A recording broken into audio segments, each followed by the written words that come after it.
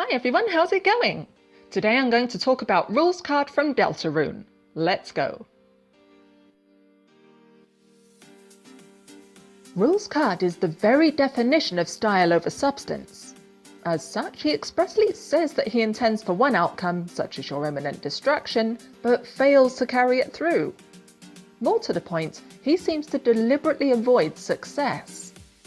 This raises some interesting questions about his early life. What happened to him as a newborn? What's he protecting? The very first questions a baby has after being born, questions it doesn't articulate, only feels on an instinctive level, is, can I trust you? Similarly, it wonders, can I trust me? Trust is earned by a person's actions being consistent with what they've done before, and for ourselves, we develop self-trust by comparing our actions with our intentions. Did we do what we intended? Can we form a plan and be sure that we'll follow through? Rouxls doesn't seem to, although his failure to bring his plans to fruition is so comical that he seems to be doing it deliberately, which raises the question, why? It's quite possible it's got something to do with his birth or his experience soon after. My guess is he's being deliberately untrustworthy, but harmlessly so, to protect others from his untrustworthiness.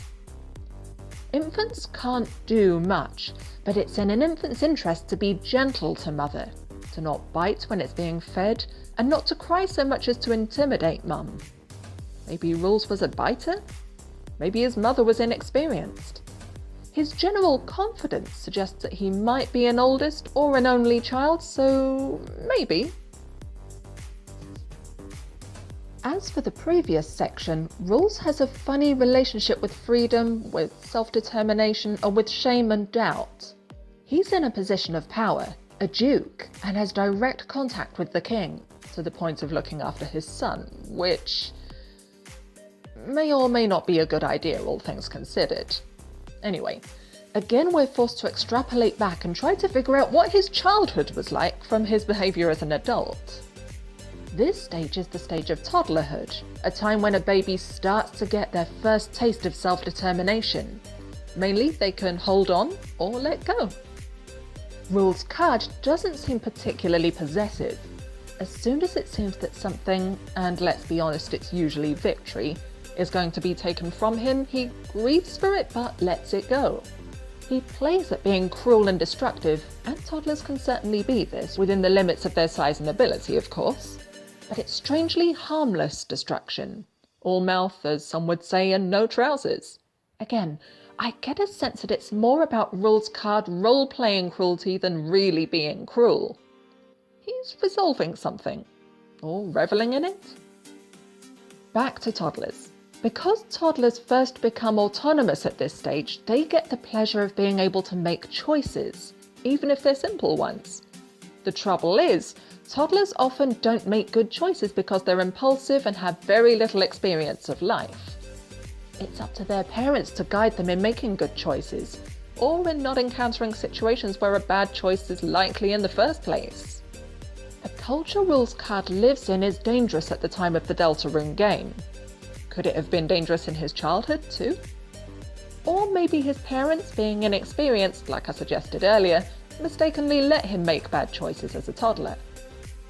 I'm certain that Rouxls Kaard is acting in self-preservation to avoid feeling ashamed. He calls most people worm, water beetle, and all sorts of other derogatory names. It's easier to shame somebody else than bear the burden of shame yourself, so perhaps that's what he's doing, and in such a cartoonish way that nobody's likely to call him out on it. Toddlers also like to express themselves, and I think we can safely say that Rouxls Kaard likes a bit of self-expression. He clearly loves the sound of his own voice, but he gets away with it because it looks like a lot of other people do too. The final point I want to make here is that Rouxls Kaard really isn't a details man. Just take a look at his puzzles. The next stage is about a character's ambition, their desire to strike out on their own and see what they can do. And that desire's battle with its own nemesis, guilt, which holds people back from impacting on the lives of others. Let's look at Rouxls Kaard in relation to this. He's not terribly energetic. Not terribly apathetic either, but he's on the relatively easygoing end of the spectrum. A lack of energy tends to come with a lack of ambition. After all, how far are you going to get in life if you don't have the energy to get yourself there? And yet, here's Rouxls Kaard in a cushy position as the Duke of Puzzles, and with a telling lack of talent in the creation of said puzzles too.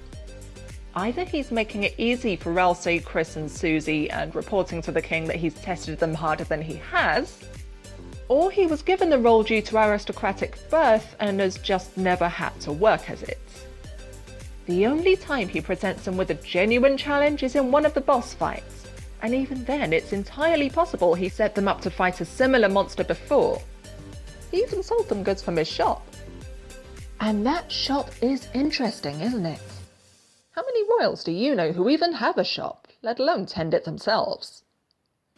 This stage is about triumph or failure in fulfilling one's potential.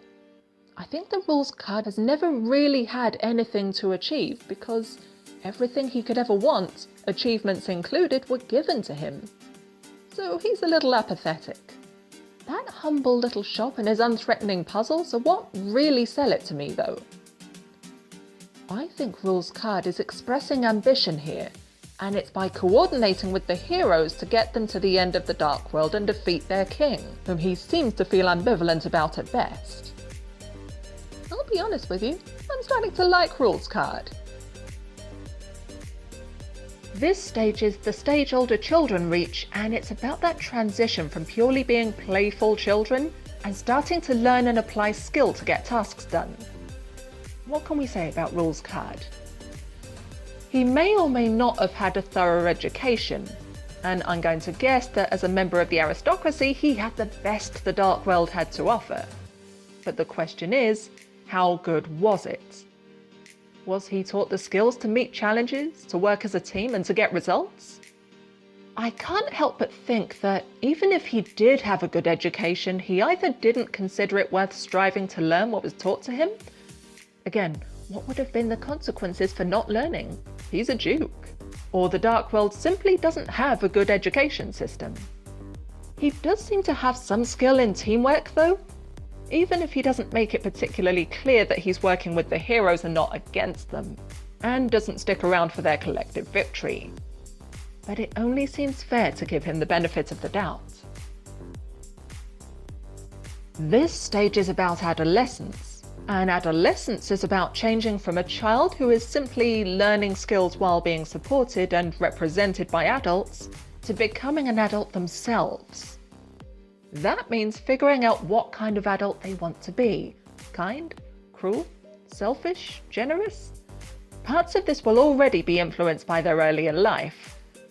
But adolescence raises so many possibilities, questions, and such a unique chance to re-evaluate everything the child has learned so far that it's all very up in the air and everything can potentially change. So, how was it for Rouxls Kaard? First of all, let's try to get a sense of how others seem to feel about him and then work back if we can. He seems quite well liked, which is impressive for somebody who calls everyone worm and speaks down to them. The king trusts him to look after his son, and Lancer himself apparently has quite a soft spot for Rouxls Kaard and calls him his lesser dad. It looks like Rouxls Kaard ingratiates himself to the king and perhaps Lancer too, but he doesn't to the heroes. And yet they don't seem to bear him particularly ill will. Susie accepted, but then again, she's Susie. We should look next at what Rouxls Kaard held on to for a sense of continuity, but suggestions are hard to come by. The best I can see here is lifestyle, the aristocratic lifestyle in which he grew up. That would help to explain why Rouxls Kaard is so ostentatiously blue-blooded. His attachments to others is another area we need to look at. Who was his in-crowd and who is out-crowd? Again, clues are thin on the ground, but maybe we can take a clue from the fact that he sucks up to the king, even if he doesn't like him, and I'm gonna say stealth charms everybody else by insulting them in style while being kind of benevolent. Again, it looks like he'd rather be in with the non-aristocrats. Maybe because non-royalty are far less dangerous? Rouxls Kaard is hard to age, but he doesn't look old, so it could be that the king was in power when he was a teenager. This stage is all about pulling everything that went before together and becoming a fully functioning person. Since Toby Fox seems to like the word culmination, why don't we use it here? Yourself as an adult is the culmination of your being, the sum of all the lessons of your childhood. A great way to assess this is to look at how an adult affiliates with others. I should also say, I think this is the life stage Rouxls Kaard is in. I'm guessing he's in his 20s or 30s? So, how well does he affiliate with others?